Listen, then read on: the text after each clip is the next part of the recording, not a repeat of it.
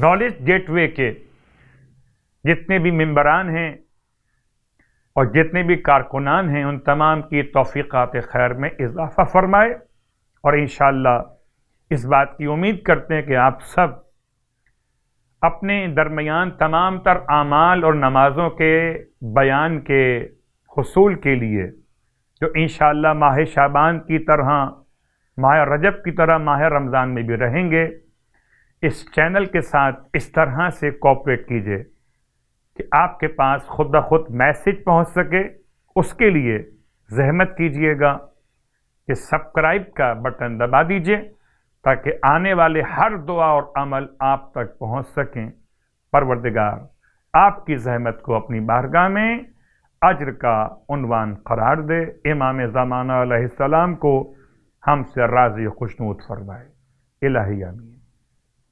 اعوذ باللہ من الشیطان اللعین الرجیم، بسم اللہ الرحمن الرحیم، الحمد لأہلہ والصلاة علی اہلہا۔ اما بعد،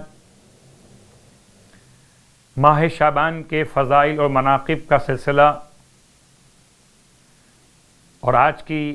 ہماری یہ گفتگو ایک ایسی شب سے منسوب کہ ایک طرف خوشی ماہ مبارکہ رمضان کی آمد، ایک طرف ماہ شعبان کی رخصت کا غم، ملی جھلی کیفیت میں روتی ہوئی آنکھوں سے ماہ شعبان کو رخصت کیجیے اور ماہ مبارکہ رمضان کا استقبال کیجیے۔ خطبہ شعبانیہ کے تمام تر ذمہ داریوں کے ساتھ جو اللہ کے حبیب نے ماہ مبارکہ رمضان کے استقبال کے لیے بیان فرمائی۔ ہو سکتا ہے بعض علاقوں میں رویت کے اعتبار سے 29 کے بعد ہی ماہ مبارکہ رمضان کا چاند نظر آ چکا ہو، اور اب اگر چاند کی اطلاع نہ پہنچے تو آنے والے دن کا روزہ یا تو ماہ شعبان کے 30ویں روزے کی نیت سے یا پھر ماہ مبارکہ شعبان اور ماہ مبارکہ رمضان میں نیت تردید کے ساتھ کہ اگر ماہ شعبان ہو تو ماہ شعبان کا، اور اگر ماہ رمضان ہو چکا ہو تو ماہ مبارکہ رمضان کا روزہ شمار ہو جائے۔ اسے کہتے ہیں روزے شک کا روزہ، جس دن کے بارے میں شک ہو کہ یا 30 تاریخ ہے ماہ شعبان کی یا ماہ رمضان کی پہلی تاریخ۔ ارشاد فرماتے ہیں امام جعفر صادق علیہ السلام شعبان کی آخری رات اور ماہ رمضان کی پہلی رات یہ دعا اس طرح پڑھتے تھے: اللہم ان ھذا الشہر المبارک الذی انزل فیہ القرآن وجعل ھدی للناس وبینات من الھدی والفرقان قد حضر فسلمنا فیہ وسلمہ لنا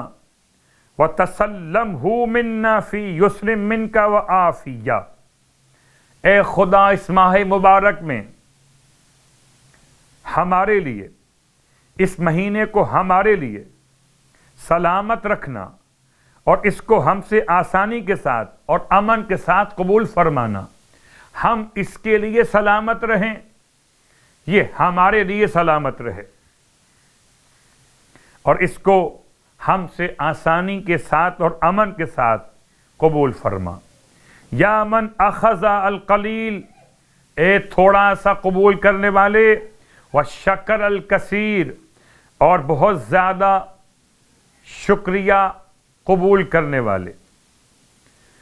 اے پروردگار قبول کرتا ہے تھوڑے عمل کو اور زیادہ قدردانی فرماتا ہے۔ اقبل منی الیسیر، مجھ سے یہ تھوڑا سا عمل قبول فرما۔ اللہم انی اسألک ان تجعل لی الی کل خیر سبیلا، اے خدا میں تجھ سے سوال کرتا ہوں تو میرے لیے قرار دے نیکی کا ہر راستہ، جو چیزیں تجھے ناپسند ہیں ان سے باز رکھ، اے سب سے زیادہ رحم کرنے والے، اے وہ جس نے مجھے معاف کیا ان گناہوں پر جو میں نے تنہائی میں انجام دیے، اے وہ جس نے نافرمانیوں پر میری گرفت نہیں کی، معاف کر دے، معاف کر دے، معاف کر دے، اے مہربان، اے معبود مجھے معاف کر دے۔ میں مانگتا ہوں تجھ سے موت کے وقت راحت، حساب و کتاب کے وقت درگزر۔ تیرے بندے کا گناہ بہت بڑا، پس تیری طرف سے بہترین درگزر کا سوال کر رہا ہوں۔ اے تقوی کے مالک، اے مغفرت کے مالک، بخش دے، معاف کر دے، معاف کر دے، معاف کر دے۔ آج کی رات شب اول ماہ رمضان ہو جائے تو اس کے اعمال ماہ رمضان کے اعتبار سے انجام دیے جائیں گے، اور اگر یہ 30ویں رات شمار کی جائے تو آج کی رات کی نماز سرکار ختم یہ مرتبہ صلی اللہ علیہ وآلہ وسلم نے ارشاد فرمایا کہ 2 رکعت نماز پڑھنی ہے آج کی رات میں 30ویں شب۔ ہر رکعت میں الحمد کے بعد سورہ اعلیٰ 10 مرتبہ تلاوت کیجئے، نماز کے بعد 100 بار درود پڑھ لیجئے۔ آپ فرماتے ہیں جس نے مجھے مبعوث برسالت کیا اس کی قسم کہ خدا اس نمازی کے نام اعمال میں 10 لاکھ شہر بہشت جاوداں میں عطا فرمائے گا، اور اگر اہل آسمان و زمین کے برابر بھی انسان